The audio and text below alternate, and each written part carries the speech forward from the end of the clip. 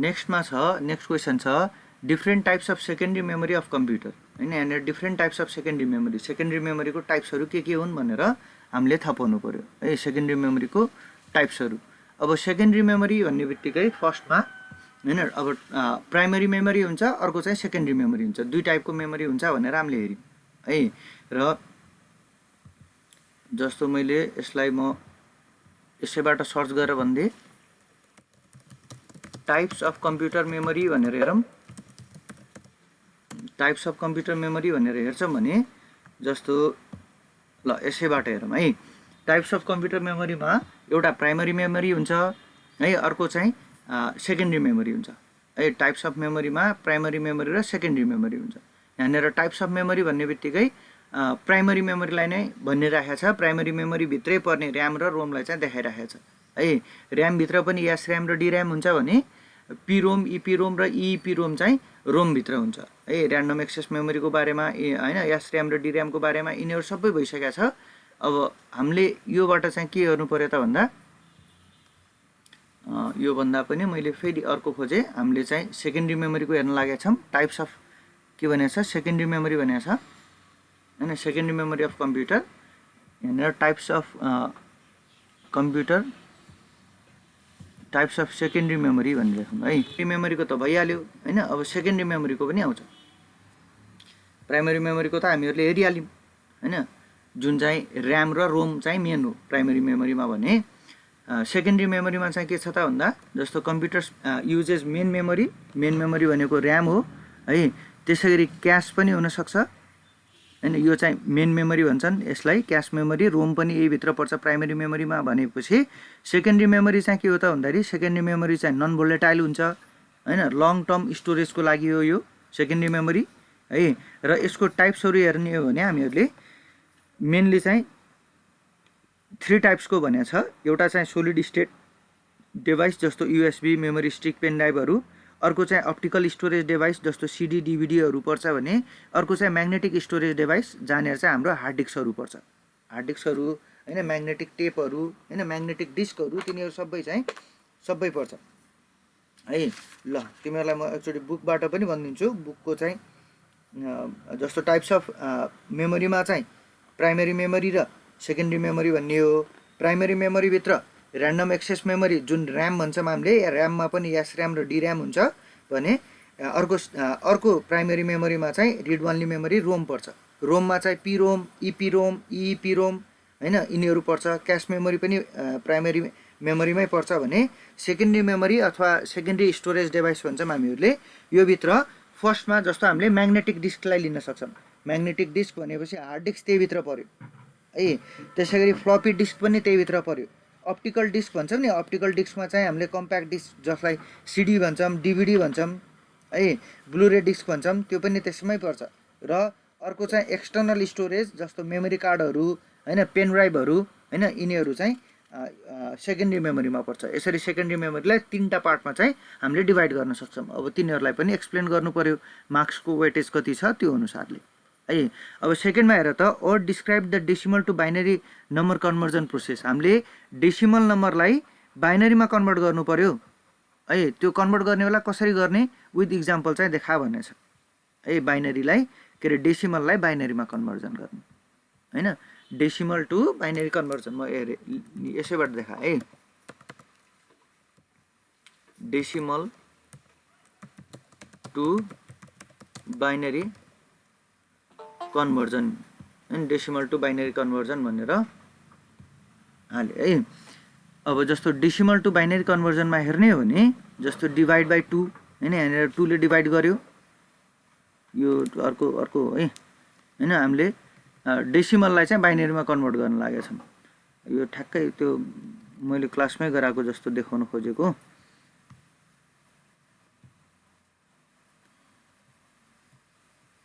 हामीले के गर्छौँ त भन्दाखेरि कसरी कन्भर्ट गर्छौँ भनेर स्टेप लेखिराखेको छ है।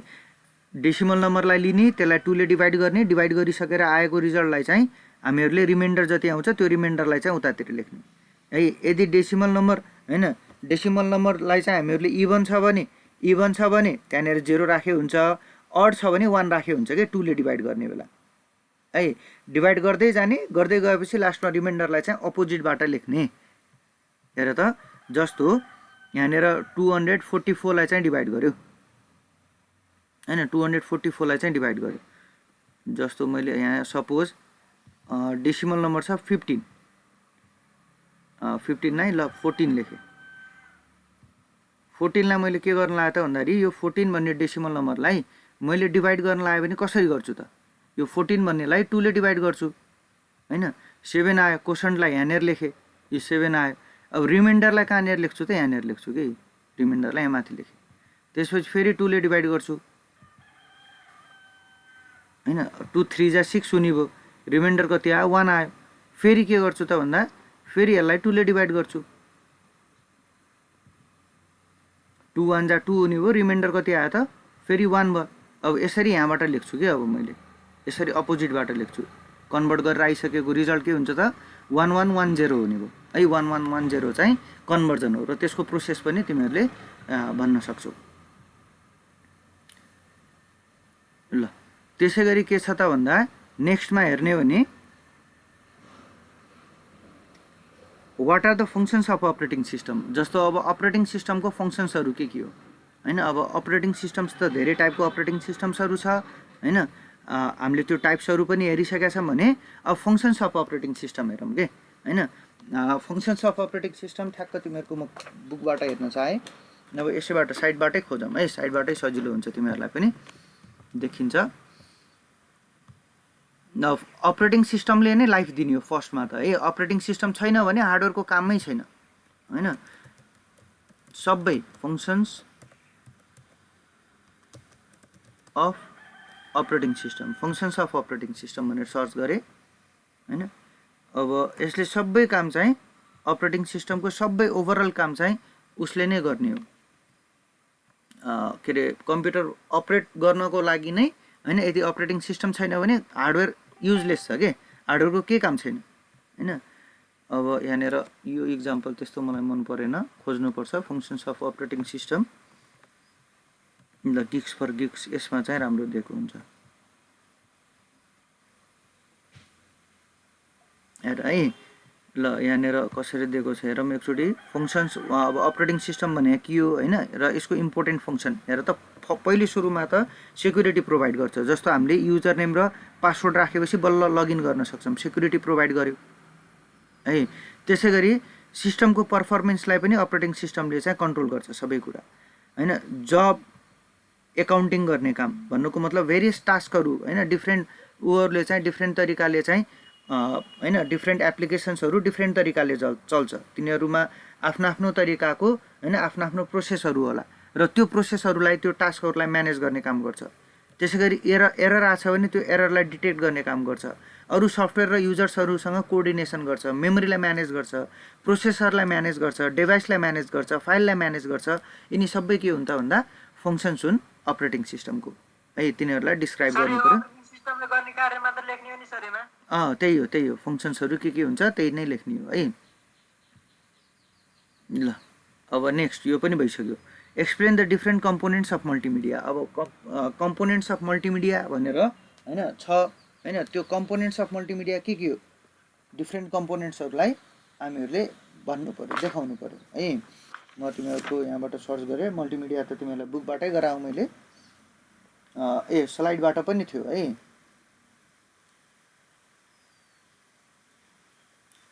अब कम्पोनेन्ट्स अफ मल्टिमिडिया भन्यो भने अब डिफ्रेन्ट हैन। यहाँनिर कम्पोनेन्ट्स अफ मल्टिमिडिया भन्ने बित्तिकै डिफ्रेन्ट टाइप्स अफ मिडियाहरू आउँछ है। डिफ्रेन्ट टाइप्स अफ मिडिया जस्तो मल्टिमिडिया भन्ने बित्तिकै 5वटा क्याटेगोरीहरू छ। जस्तो टेक्स्ट पर्यो हैन एउटा फर्ममा, ग्राफिक्स पर्यो, इमेज पर्यो, अडियो पर्यो, भिडियो पर्यो र एनिमेसन पर्यो हैन। यिनीहरू चाहिँ के त भन्दाखेरि यिनीहरू चाहिँ कम्पोनेन्ट्स अफ मल्टिमिडिया हुन् है। फर्म्स अफ मल्टिमिडिया र कम्पोनेन्ट्स अफ मल्टिमिडिया भनेर आयो भने त्यो एउटै कुरा लेख्छौँ हामीले है। Components of multimedia and firms of multimedia हैन, एउटै कुरालाई चाहिँ लेख्न सक्छौँ।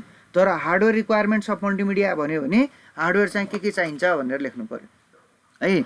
अब डिफ्रेन्ट कम्पोनेन्ट्स अफ मल्टिमिडिया एकचोटि हेरौँ, साइटमा भेटिन्छ कि भेटिँदैन।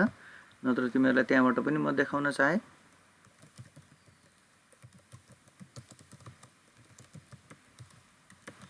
Components of multimedia. ल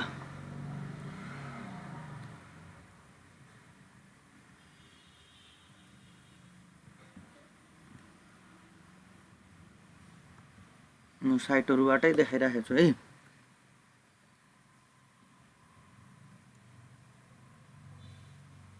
यो मल्टिमिडिया भन्ने भइहाल्यो हैन। मल्टिमिडिया सिस्टम भने के हो, एडभान्टेजेस डिसएडभान्टेज अफ मल्टिमिडिया हैन। अब यिनीहरू त आउने नै भयो।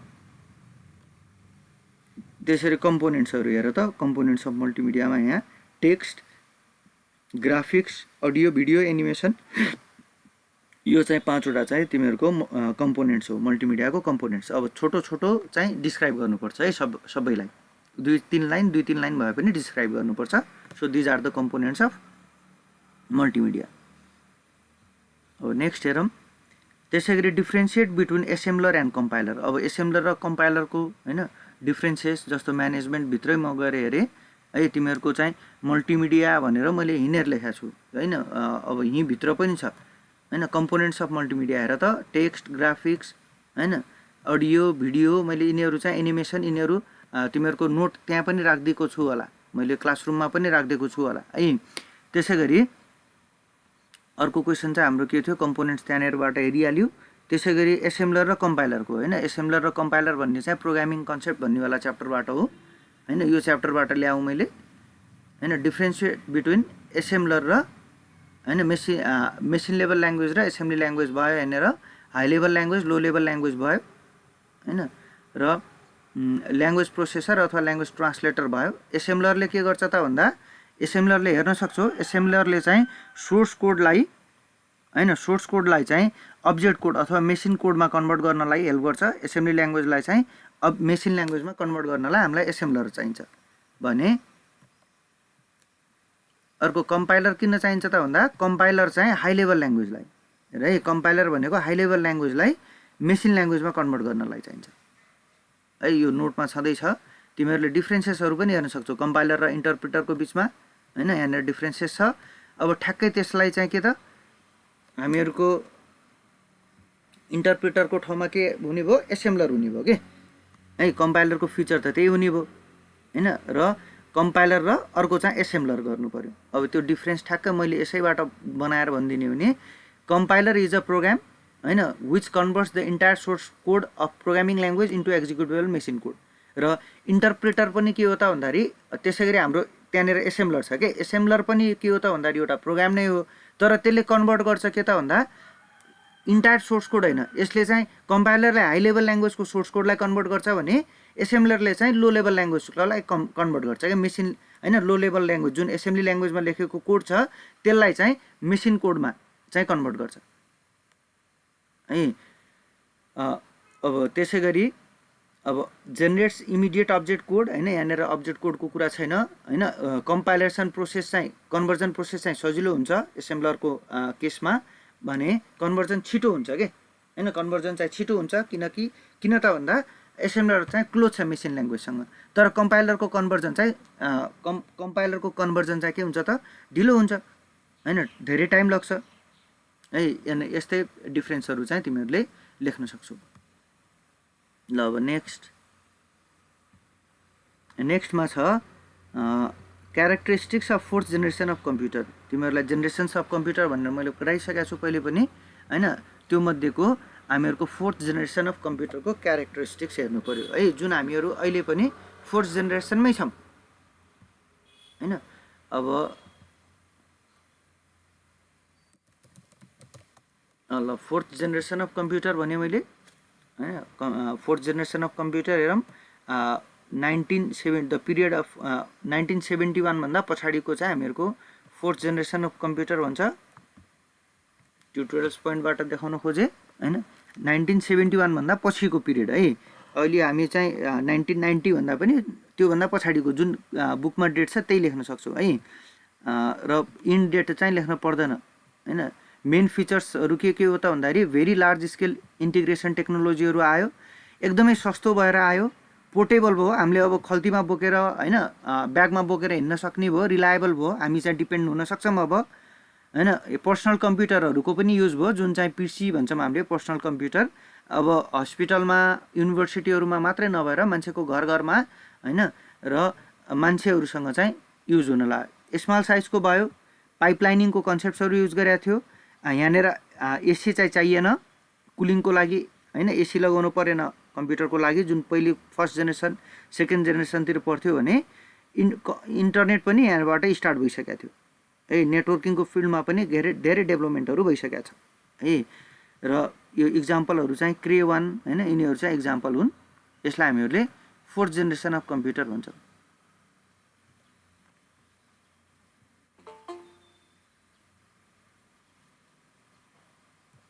होइन। त्यो यसरी हेर्न सक्छौँ, first generation, second generation, fourth generation, र अहिले हामी चाहिँ फिफ्थ जेनेरेसनमा छौँ भनेर भन्न मिल्छ है। हामी फोर्थ जेनेरेसन भन्दा पनि फिफ्थ जेनेरेसनमा छौँ, किनकि आर्टिफिसियल इन्टेलिजेन्स पनि अहिले केही हदसम्म चाहिँ एआईले पनि काम गरिरहेको छ। अहिले गाडीले नै आफै चल्ने टेस्लाको गाडी हामीहरूले थाहा छँदैछ है। अब गाडीलाई चाहिँ होइन अटोमेटिकल्ली गाडीले चाहिँ बाटो हेरेर डिटरमाइन गरेर चल्न सक्छ है। र त्यो हो हामीहरूको जेनेरेसन्स अफ कम्प्युटर। अब जेनेरेसनबाट पनि इक्वल्ली इम्पोर्टेन्ट चाहिँ छ। ल हामीहरूको सर्ट क्वेसन हेर त, ग्रुप बीमा के रहेछ त भन्दाखेरि ग्रुप बीमा चाहिँ होइन 5 नम्बरको क्वेसन आउने रहेछ र 5वटा क्वेसन चाहिँ गर्नुपर्ने हुन्छ। अर आयो भने यो 1 नम्बरको माथिको गर्ने कि त यो अरवाला गर्ने, त्यो मध्ये एउटा चाहिँ गर्ने हो है। ल